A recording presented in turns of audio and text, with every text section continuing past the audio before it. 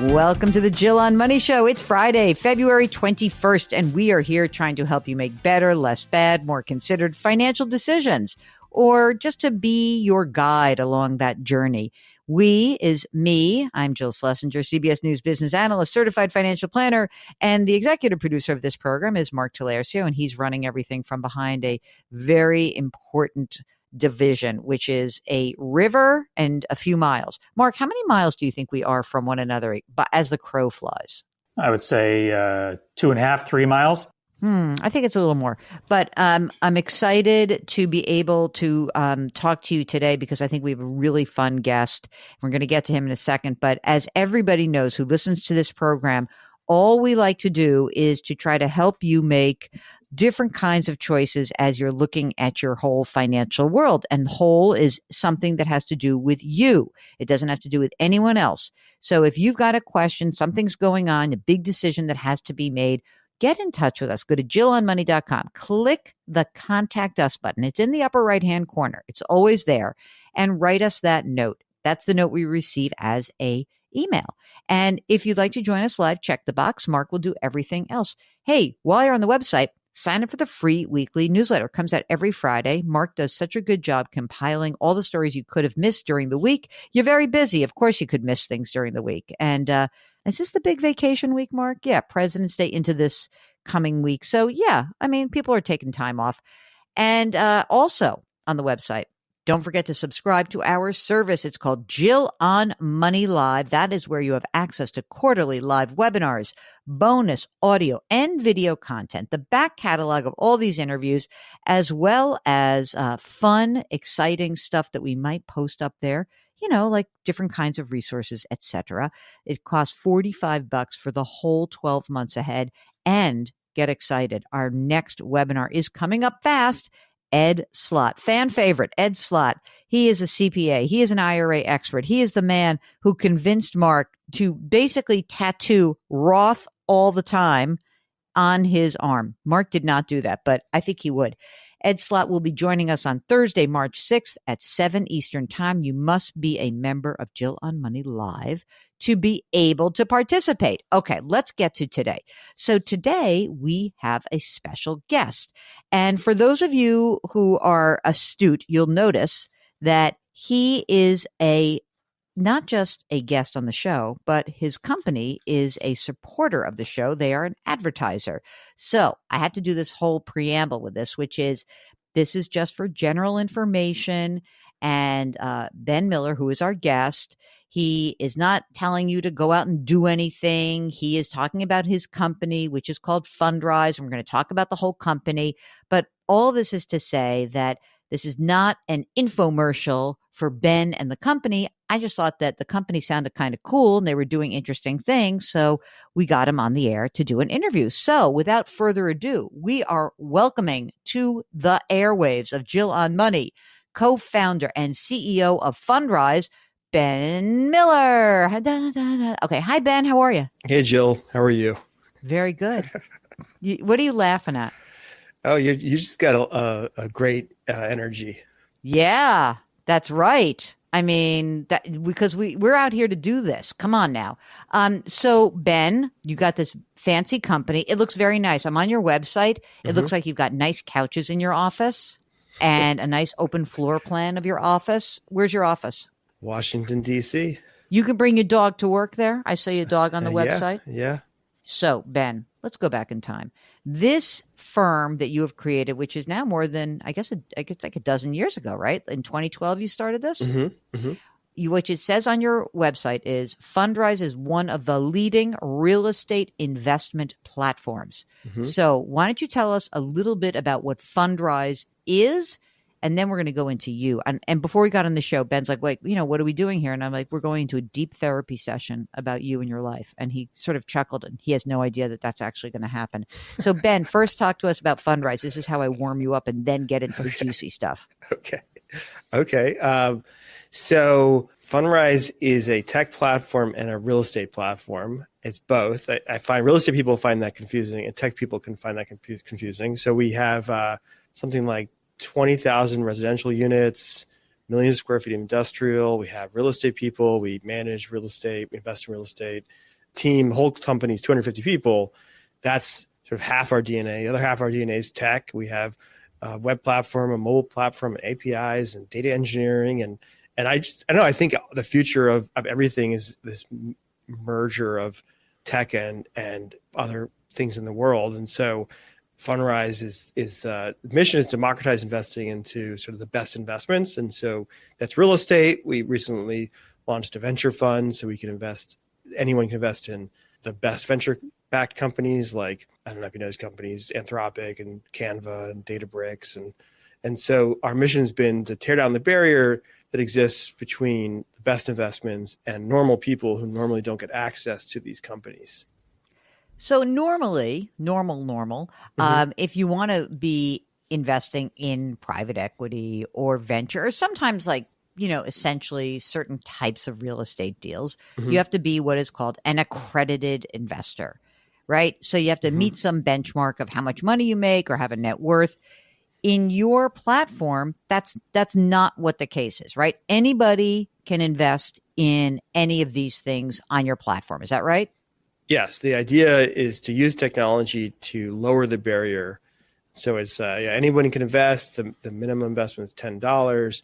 We use software to make that really efficient. But why is it a tech firm? I mean, it's just like to me, it's like you're a real estate firm. You're just using tech to get the information and the access out there. How is technology help you? Like, as you acquire real estate investments, are you using tech for that?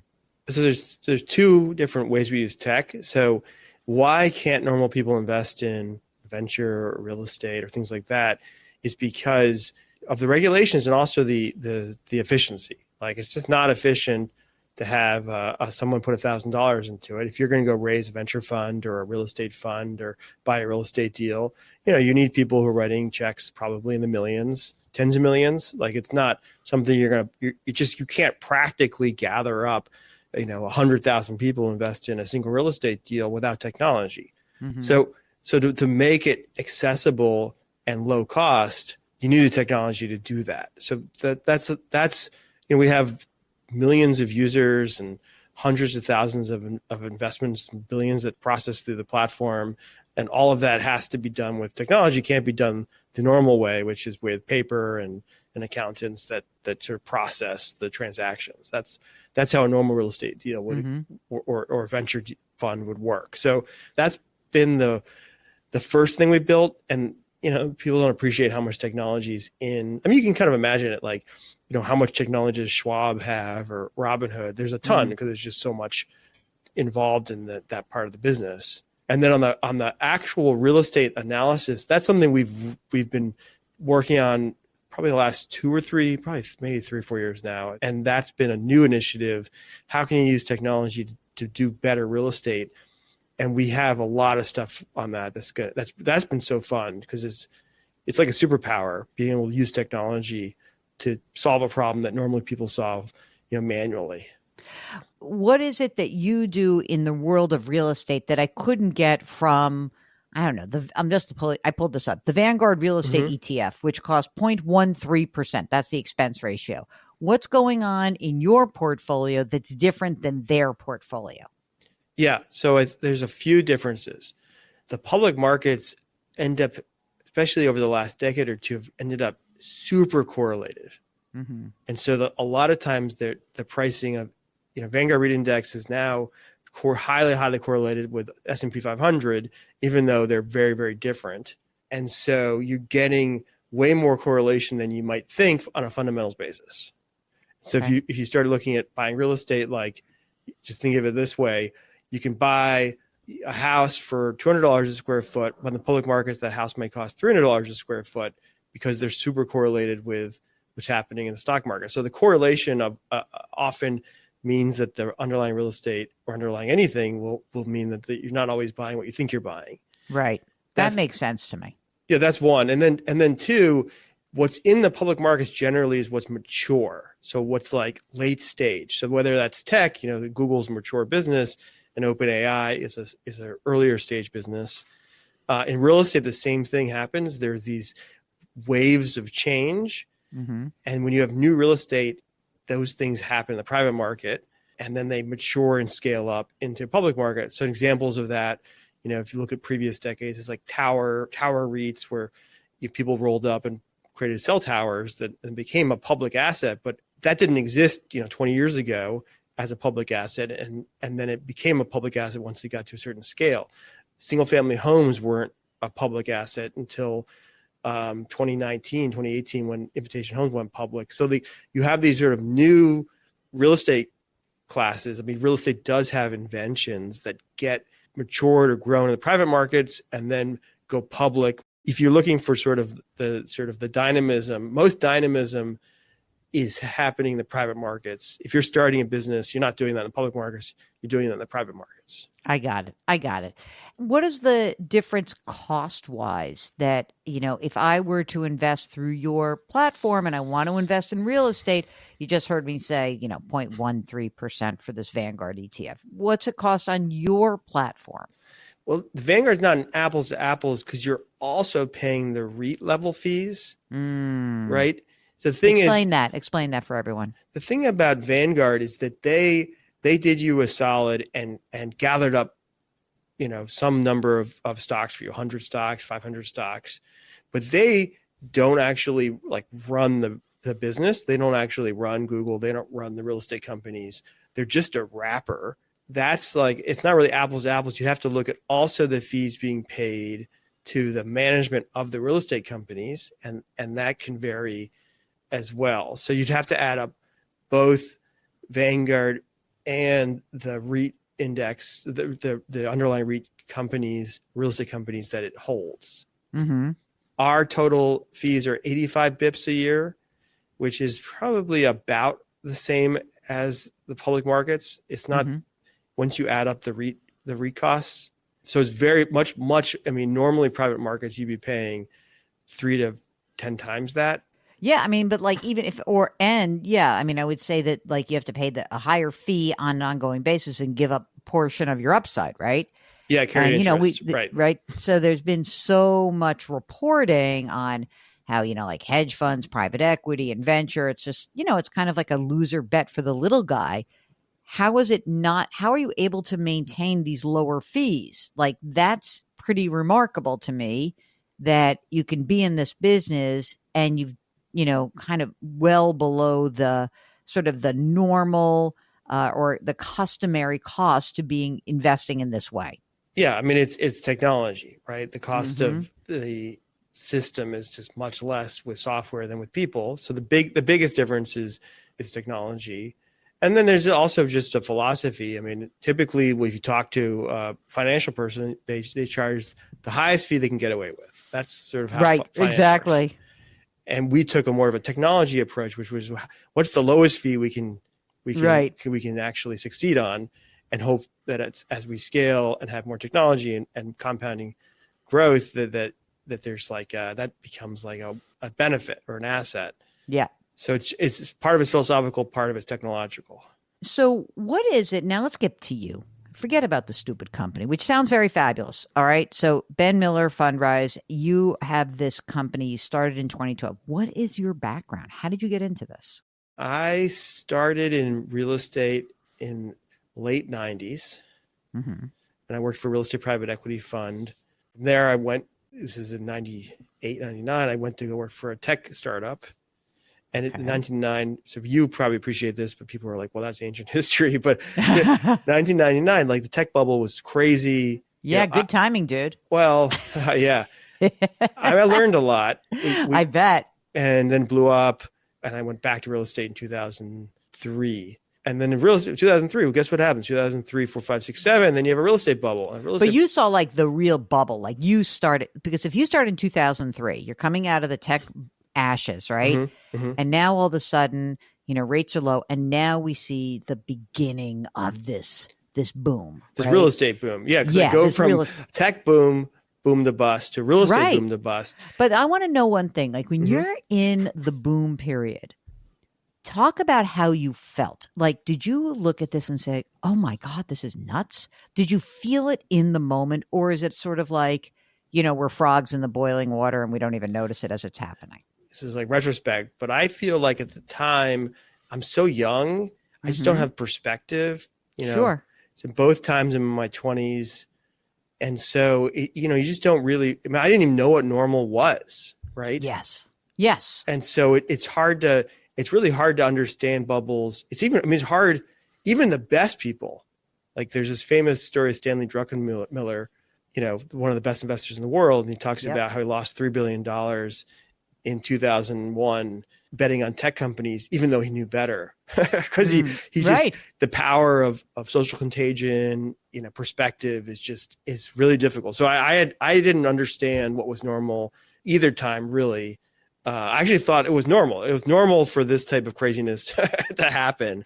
Right. Because you would not know otherwise. Do you come from an investing / real estate type of family, or do you have what's your, going back in time? How did you get into this? Yeah. Well, my father was in real estate developer.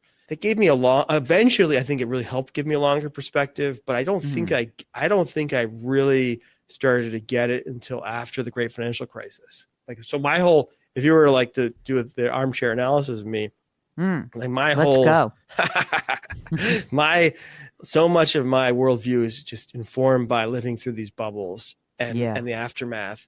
And it created a certain type of paranoia and skepticism from 2008 and 1999, right? Two bubbles, two different industries, both, had extreme highs and bad behavior and then collapse. And so that's I started Fundrise in 2012, sort of out of that ethos. Because, it's one thing to hear about this stuff, but you see it from the inside and you see what were people saying then? Why were they saying it? Why did it seem to make sense then or not make sense then? And then what happened afterwards? And that's what's happening. I really just think it's happening again. It just happens over and over again.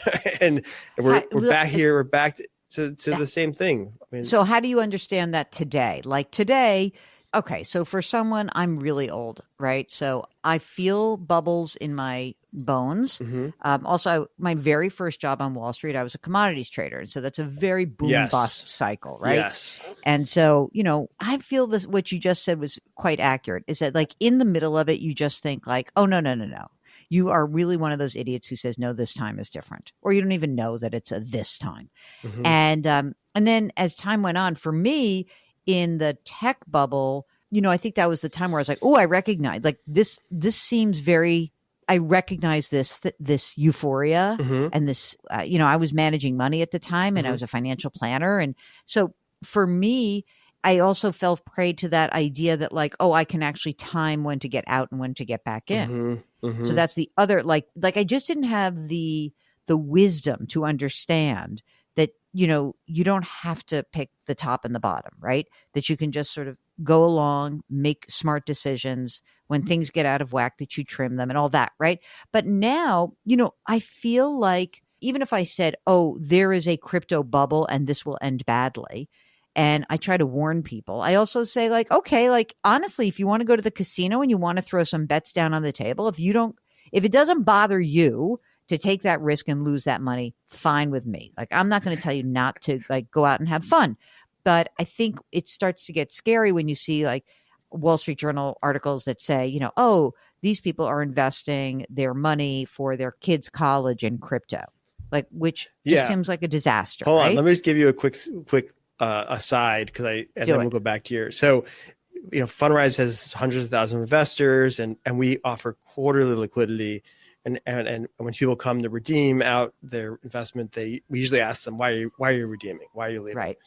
And we get lots of interesting feedback. And so I got this message last week from some person, seemed like a relatively young person. I don't know if they were in their late 20s, probably late 20s, I would bet.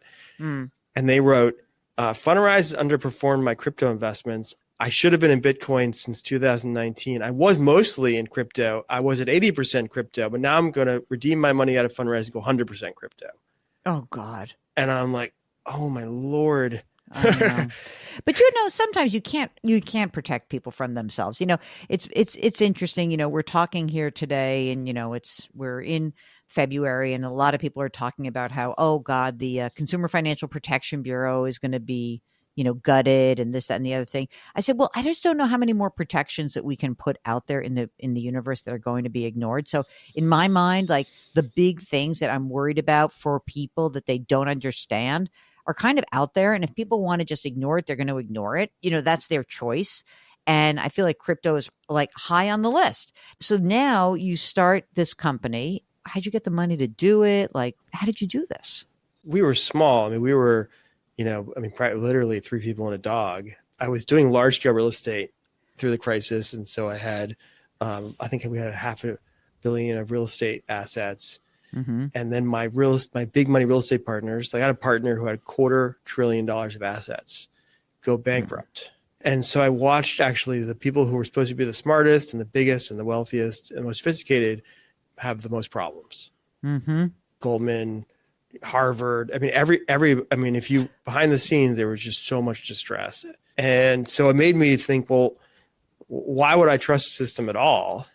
Like, why can't do things outside the system? It's actually similar to the ethos where crypto started to try to get away from the system.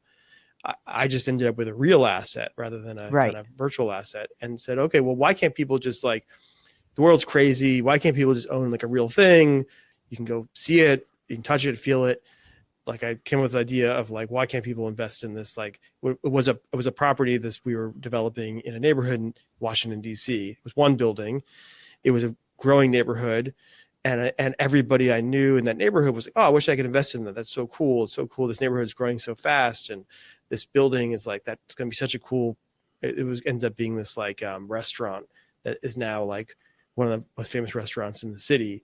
And it just wasn't possible. I was just like, well, why isn't this possible? It's so strange that it's such an intuitive thing to be able to do that you can invest in your own neighborhood, in a real thing. Yeah, right. And it's because the regulations just never contemplated that idea. But I was in DC, so I actually ended up literally walking into the front door of the SEC with a lawyer and saying hey, I want to do this. And the SEC is like, oh, that's so funny. That's so cute. This is so little. Pat you on the head. Yeah, because it's you're talking about $250,000 or something. And SEC, that's not the scale they're used to. You don't deal with SEC till you're probably 250 million. Right. So I paid for it out of my own pocket to sort of figure out how to do it. And it took a year, 2 years of working with the SEC and trying to build this, how does somebody buy a piece of a building, right. through a website? What do they sign and what do they have to read and how do they understand it? And it was so we just started really small. We did one building and then we did another one and then we got third one and now we've done tens of thousands, but it was slow compounding, grindy work. The first investment had 100 investors. I mean, yeah. It's almost none. You could have a pretty nice life being a real estate developer, making some money, and probably a less complicated life. Oh, yeah. Because you've got all these employees, you have all these investors. So what is it about this? Why do this? I mean, I know you're energetic and you're young. What's the passion for you? Ooh, well, I don't think I appreciated how hard it was going to be. No one does. It's like being in a relationship, Yeah, more like having a baby. Really? I mean, I wouldn't know. I only have 4-legged babies. Uh-huh. Oh, okay. Well, if you have a kid, you realize it's so hard. It's brutal. I mean, it's just so hard. Mm-hmm. And so it's like that where no one can explain to you how hard it's going to be. Right. And then you have it. And the thing, once you have a business or a baby, you can't really finish it until it goes off to college. Mm-hmm. It's you have to. So as we started the business, it started small, it grew and grew and grew. And now it's it's not until it graduates, which is we can sell it or we can go take it public or there's some natural life cycle to the business. There's no choice anymore. Yeah. I'm not complaining. I'm just saying that that's just the fact. And so it's why people say why did you choose to do this? Well, I chose to do it 12 years ago when it was a totally different thing. Right. And now, and the way forward is forward. But you don't have to keep doing it. I mean, you have it, but so Well, not What is in it that, practice. I think I do. Like I'm a steward to the business. right? Okay. So what is, you didn't realize it was going to be so hard. So from where you are now, you have a ton of investors. You know, I go on the website, I see everyone looks very happy Hmm. there. You're doing well, but like, you also invested, you basically came out of the gate in 2012, which was sort of like the bottom Hmm. of residential housing Yeah. meltdown, right? Yeah. That's the bottom of prices. And they start building up, building up. Then you have this complete cratering of commercial real estate with COVID. Hmm. So where's the value that you see in the real estate world right now? Luckily, we don't really own office. So Thank God. office cratered, and it just is crazy. I mean, like it's actually a kind of a example of the kind of bubbles you talk about, because Mm-hmm. office, this is maybe a slight exaggeration, but only slightly. But every office building in the country is bankrupt essentially. Really? And it's just that it's because it's this large illiquid asset and no one's really A- selling it en masse like we would sell stocks that we don't see it in the pricing right now. And everybody's like in denial. It's like Right. if you ever see the movie The Big Short, where Of course. the subprime mortgage, like it's bankrupt in 2006, but takes years before it actually blows up. Yep. That's how office is, but sort of like in ways like it's bigger and more complicated. Right. So anyways, but like these things are just so slow, and everybody involved will like kind of like is willing to, I mean not willing, like wants to Mm-hmm. kick the can. And so, I mean we don't have office, but the point is that like that's different. That's not a cyclical downturn. Like office is in a permanent decline.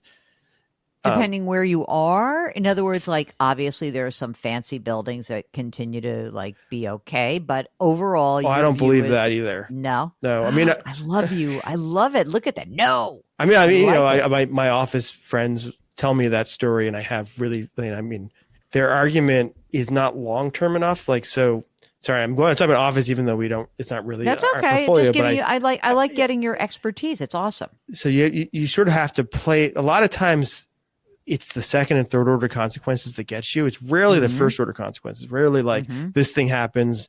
It's like the unexpected second order, the sort of reverberations. And so with Yeah. office here, I'm in Washington, D.C., so take it as a microcosm. Okay.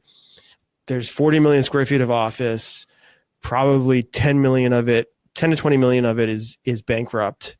Mhm. And then let's say 20 million square feet or half of it's like doing fine. When half of it goes bankrupt, Mm. the price that people will be buying it at will be, instead of $600 a square foot or $800 a square foot, they'll be buying it for $100 a square foot, $200 a square foot. So they're going to buy Right. it for 70% less. And then they're going to compete with the existing office buildings Right. and bankrupt them too.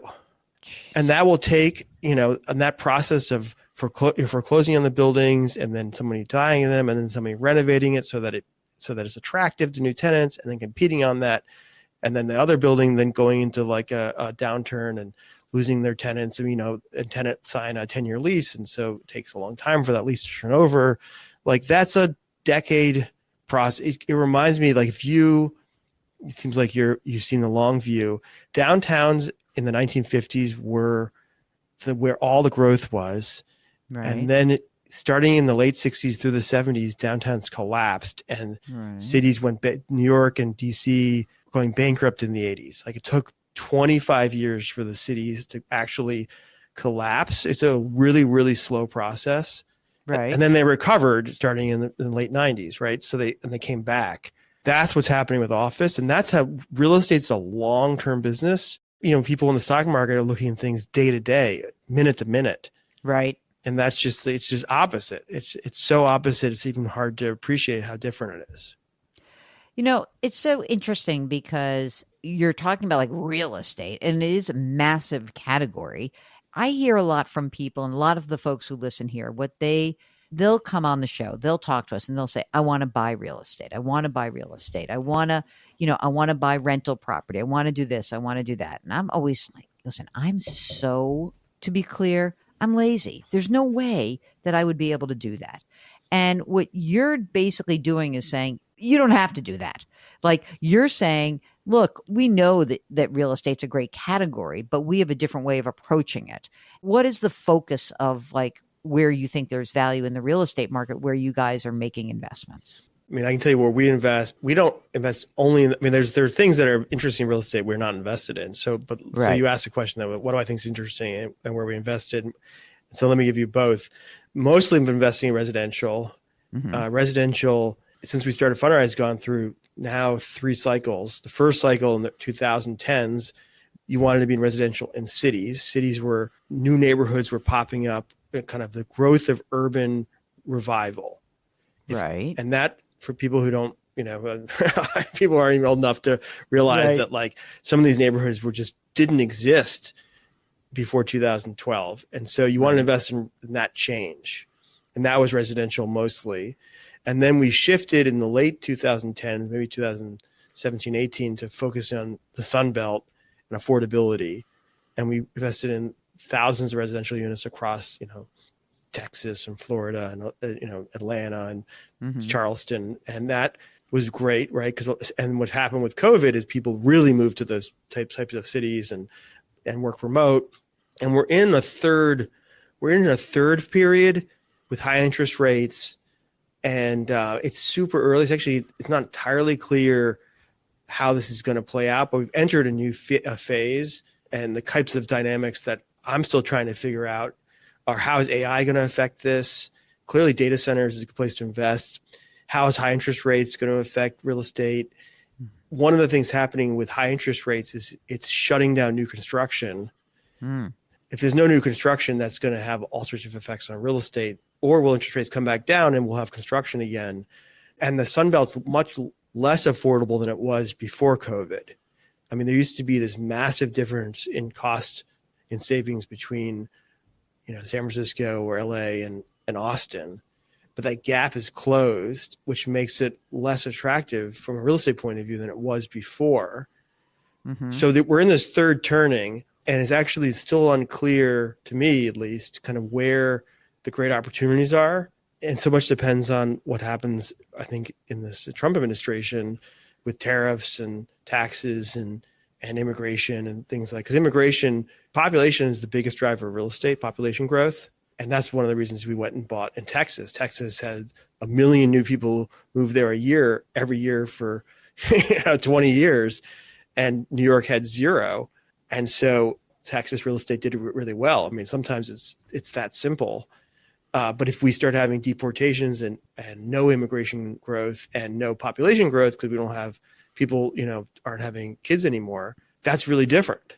And so we're in a really, I mean, this is the whole thing. You're older, so you've seen it. Like we go through radically different eras, and we're entering a new era, and this era to me is still really fuzzy.